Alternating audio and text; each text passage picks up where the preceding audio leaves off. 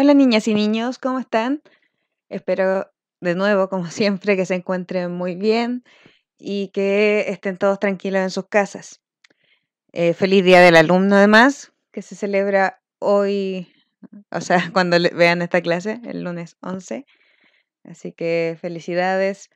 Vamos a celebrar con una nueva clase de lenguaje. No, lo siento, pero tenemos que seguir adelante igual. Espero que la estén pasando bien dentro de todo.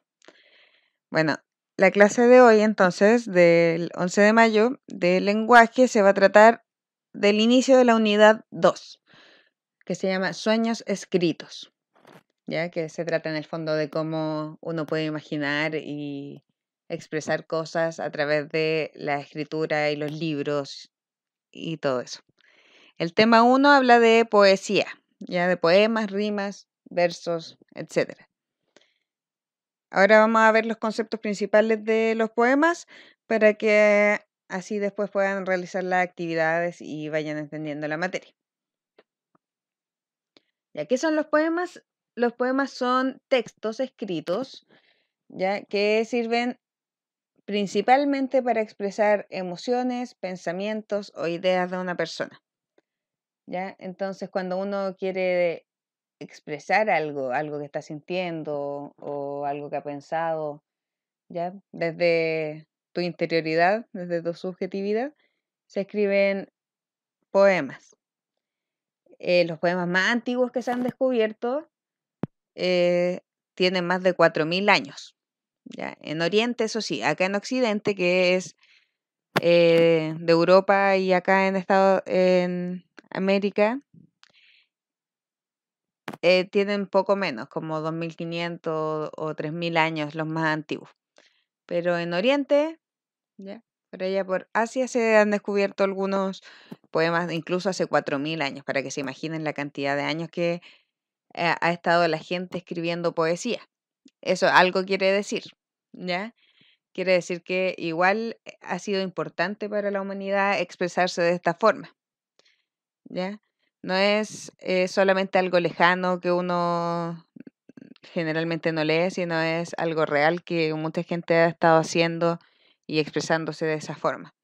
Ahora, por ejemplo, ustedes quizás no leen poesía, pero escuchan música, ¿cierto? Y la música es como una evolución de esto. También se trata de expresar alguna emoción, algunas más profundas que otras, ¿cierto? Hay canciones que no tienen mucho sentido, pero hay otras que de verdad buscan expresar ya sea felicidad, alegría, amor, odio también, rabia, ¿cierto? Porque todas estas son emociones, no son solamente poemas de amor lo que existen. Existe de todo tipo de poemas, ¿ya? Entonces, esos son. Se trata de que en el fondo la gente siempre necesita sacarse de adentro del pecho estas emociones que las reprimen y las expresan de esta forma. ¿Por qué se expresa de esta forma? Porque en el fondo la poesía lo que busca es ser lo más expresivo posible, ya por eso usa un tipo de lenguaje específico. Ya. Vamos a ir a ver algunas partes principales de de un poema. ¿Ya? Un poema generalmente tiene versos, que son cada línea del poema. Como vemos acá, estamos viendo un ejemplo de Gabriela Mistral, que es muy conocido, por eso lo puse, que es una danza, de hecho. A veces se usa como una ronda. ¿Ya? Se llama Dame la mano. Dice, dame la mano y danzaremos, dame la mano y me amarás, como una sola flor seremos, como una flor y nada más. El mismo verso cantaremos, al mismo paso bailarás, como una espiga ondularemos, como una espiga y nada más. Te llamas Rosa y yo Esperanza, pero tu nombre olvidarás, porque seremos una danza en la colina y nada más. Ya, entonces de este poema, un verso es cada línea de este poema. Aquí le marqué uno, ¿ya? Pero cada uno de estas líneas se llama verso. Y las estrofas, por otra parte, son un conjunto de versos que se separan por un punto aparte y un renglón. Ya tiene que haber aquí un espacio entre medio de cada estrofa. Entonces aquí le marco una también, la segunda estrofa en este caso, que es un conjunto de 4 versos. En cambio esta es un conjunto de 5. Ya, pero cada una de estas es una estrofa. Entonces este poema tendría 3 estrofas, ¿cierto? Y 5, 9, 12 versos. ¿Ya? Espero que se entienda ese concepto. Ya, y la poesía, si ustedes se dieron cuenta mientras yo leía este poema, tiene mucho que ver con lo auditivo. ¿Ya? Los poemas tienen recursos sonoros que se llaman, que quiere decir que usan cosas auditivas o sonoras para ayudar a su recitación. ¿Por qué se hacía esto? Porque al principio de los tiempos, cuando se empezó a escribir poesía, por ejemplo, acá en Oriente, en Europa, mucha gente no sabía escribir ni leer, ¿ya? Mucha gente. La mayoría de las personas no sabían escribir ni leer porque los que podían ir a educarse eran solamente un pequeño grupo. No sé si han visto esto en historia, pero era solamente la gente con más recursos, la más rica y noble, ¿cierto? O sea, de familias importantes de la comunidad, los que podían educarse. Y solamente ellos sabían leer y escribir. Entonces las demás personas se comunicaban solo oralmente, hablando. Y para expresar entonces y hacer conocido un poema, lo que había que hacer era recitarlo. ¿Ya? En la calle se paraba gente a recitar poesía y lo hacía acompañado de un instrumento llamado lira, que es este que aparece aquí. ¿Ya? Entonces es un instrumento de cuerda súper simple, como una arpa pero pequeñita. ¿Ya? Y entonces los poetas lo usaban para recitar su poesía. ¿Por qué es importante la sonoridad? Porque darle un ritmo a algo ayuda a la memoria también. ¿Ya? Entonces, si ustedes se dan cuenta, en este poema que estaba leyendo, también tiene cierta sonoridad, ¿ya? Cierta repetición. Dame la mano y danzaré. Por eso lo hicieron una canción también. Dame la mano y danzaremos, dame la mano y me amarás, como una sola flor seremos, como una flor y nada más. El mismo verso cantaremos, al mismo paso bailarás. ¿Ya? Entonces hay cierto ritmo detrás. ¿Ya? Uno de los recursos sonoros que más se usa son las rimas. ¿Ya? ¿Qué son las rimas? Es cuando se repite el sonido al final de cada verso. Y hay dos tipos de rimas que pueden ser asonantes y consonantes. Las vamos a ver ahora. Ya traten de poner atención a esto. Es simple, pero tienen que fijarse. Y recordar sobre todo que siempre es en la palabra final del verso, porque a veces yo he puesto una prueba y les pregunto ya, ¿dónde hay rima? Y me buscan una palabra de por aquí con otra de por acá. Ya dame y espiga, que no riman en este caso, pero para demostrarles. Tienen que ser en esta frase, en estas palabras. Danzaremos, amarás, seremos, más, cantaremos, bailarás, ondularemos. ¿Ya? No en otras palabras de los versos, solo en la última. ¿Ya? Bueno, en este caso, este poema que estábamos viendo de Gabriela Mistral tiene rimas consonantes, así que en asonantes le voy a poner otro ejemplo. Las rimas asonantes son aquellas donde se repiten tan solo las vocales del final de las palabras, ¿ya? No las consonantes. Ustedes saben que las vocales son A, E, I, O, U, y las consonantes son todas las otras letras, B, C, D, F, etc. ¿Ya? Entonces aquí les pongo un ejemplo. Por ejemplo, primavera y rueca. ¿Ya? Primavera, como ven ustedes al final, termina con una E y una A. Y acá también, E, A. ¿Ya? Entonces esto igual le agrega cierta sonoridad. Si yo termino un verso con primavera y el siguiente con rueca, van a tener cierto ritmo. ¿Ya? Pero si se dan cuenta, las consonantes, la R y la C, son distintas. Entonces solo se repiten las vocales. Y acá también, niño y vivo, también se repiten solo las vocales, I, O, I, O. Y la B y la ñ obviamente son letras distintas, así que no se repiten. Ahora las rimas consonantes son lo contrario, se repiten todas las letras finales, tanto vocales como consonantes. ¿Ya? Entonces, como en el poema que estábamos viendo, que termina en danzaremos y seremos, ya las dos terminan en emos. Se repite la E, M, O, S, E, M, O, S. Y esperanza y danza también, ansa entero. Se repiten las vocales A, A, y también las consonantes N, Z, N, Z. ¿Ya? Entonces esa es la diferencia entre las rimas. Ambos son repeticiones de sonidos, pero las asonantes solamente repiten las vocales, mientras que las consonantes repiten vocales y consonantes. Ya espero que quede claro. No todos los poemas que vamos a ver, no todos los poemas tienen rima. ¿Ya? Hay algunos que se llama verso libre y no usan rima. Pero el tradicional poema o los primeros poemas, ¿cierto? Siempre se dedicaban a tener rima porque, como les decía, les ayudaba a recordarlos más y darle cierto ritmo para recitar. Hay otro tipo de recursos sonoros que se llaman onomatopeyas. Creo que las vimos el año pasado, pero para recordar que el nombre es muy raro, ¿cierto? Onomatopeya, pero en el fondo el significado es bien simple. Ya se trata de imitar con palabras los sonidos de animales o de cosas. Por ejemplo, tic-tac es el sonido que hace un reloj. Tic-tac, tic-tac, tic-tac, tic-tac. ¿Ya? Y como hace un sonido, uno trata de, para escribirlo, ese sonido trata de interpretarlo con palabras. Y lo ponemos tic-tac, que realmente no es exactamente el sonido que hace un reloj, ¿cierto? O pueden ser distintos sonidos. Pero ya como se ha usado tanto, se entiende que tic-tac es el sonido de un reloj. Boom, por ejemplo, uno escribe boom y es como el sonido que hace una explosión. O eso es lo que estamos tratando de imitar, ¿cierto? Entonces, ese ruido muy fuerte, le damos unas letras para poder escribirlo. Boom. Y wow, wow, es el sonido que hace el ladrido de un perro. O es el sonido que nosotros lo escribimos de esta forma, ¿cierto? No es exactamente wow, wow lo que hace. En otros idiomas, de hecho, se dice de otra forma. En inglés creo que es como roof, roof, ¿ya?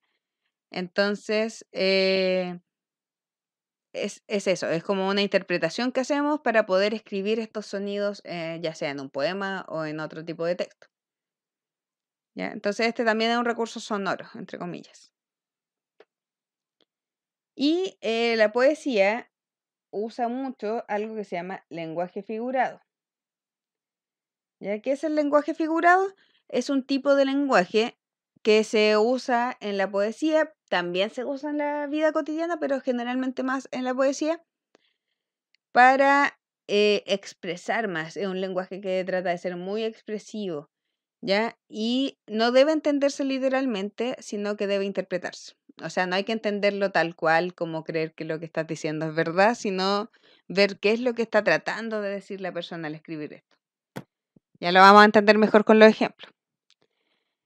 Entonces, la idea de este lenguaje, que se usa mucho en poesía, es lograr o ayudar a las personas a expresar de mejor manera sus emociones.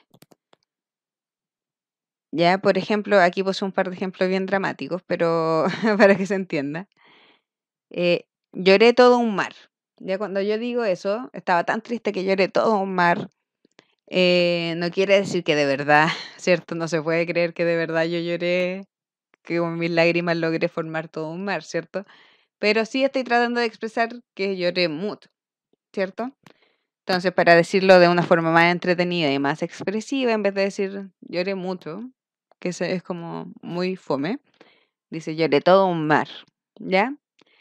Entonces, eso es lenguaje figurado, un lenguaje que se tiene que interpretar de cierta forma o entender qué quiso decir con esto. Esto es súper simple, ¿cierto? Lloré todo un mar, se entiende que es llorar harto, pero dentro de poesía se puede encontrar cosas un poco más complejas. También te esperaré para siempre. Es posible, pero realmente es una exageración, ¿cierto? Probablemente voy a esperar un tiempo bastante largo y después me voy a ir. Entonces también es lenguaje figurado porque no es real que voy a esperar para siempre, pero se entiende que lo que quiero decir es que voy a esperar por harto tiempo. ¿Ya? Entonces, eso sería con los conceptos básicos de poesía. Ahora les voy a mostrar en el libro un ejercicio de interpretación y la tarea que les voy a dejar para esta semana. Eso, chicos, espero que les haya quedado más o menos claro. Cualquier duda, díganle a sus papás que me escriban a mi correo. Feliz día de nuevo y que estén muy, muy bien. Un abrazo. Hola, niños. Entonces, como vimos en la presentación anterior, estudiamos algunos conceptos de la poesía, ¿cierto? Vamos a revisar en la página 80 y 81, hay un desafío que nos enseña a interpretar poemas, ya el lenguaje figurado que estábamos viendo.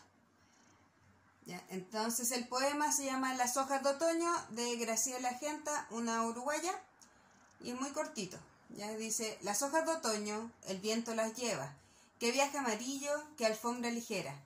Yo voy por la calle, dorada y serena, y cruje el otoño con voz de hojas secas. ¿Ya? Y la pregunta que nos hacen es ¿por qué se dice en el poema que la calle es dorada?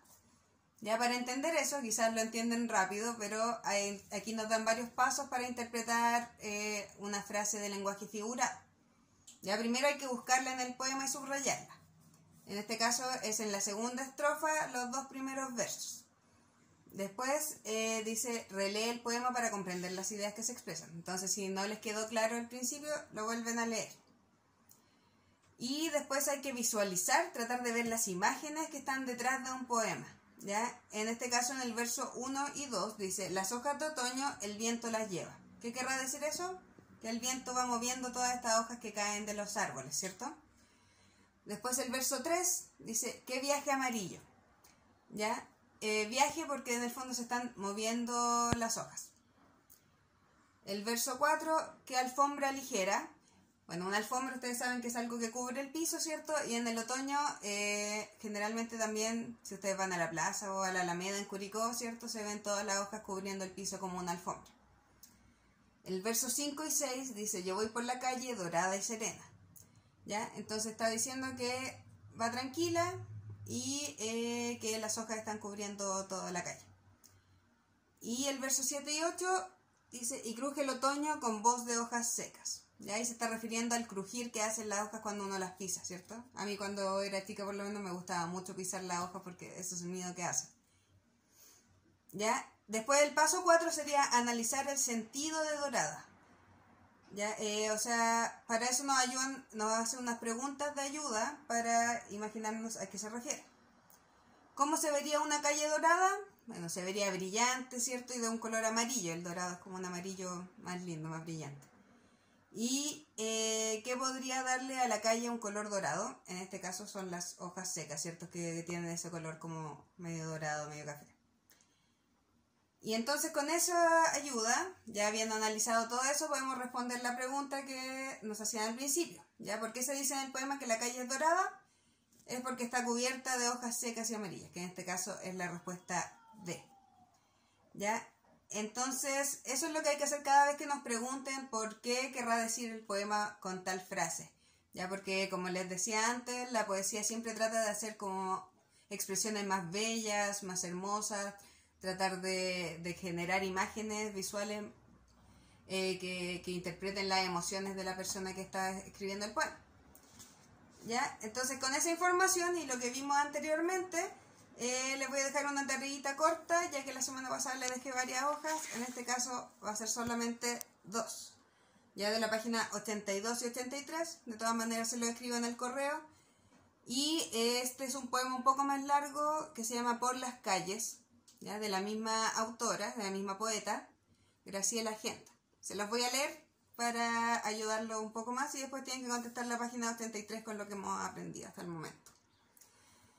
Ya, por las calles.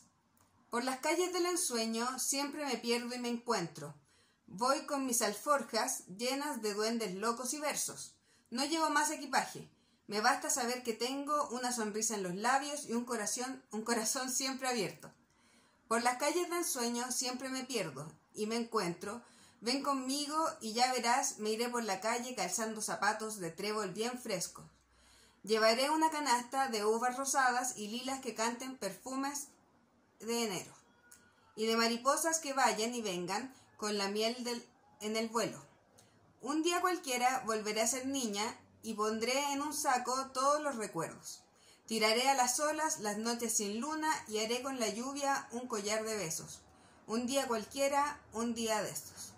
¿Ya? Entonces ahí también aparecen algunas palabras en azul que ustedes tienen que leer acá sus significados para entenderlo mejor. En este caso es ensueño, que es una fantasía. Alforjas, que son bolsas de tela donde uno puede llevar cosas, las cosas que necesita para un viaje.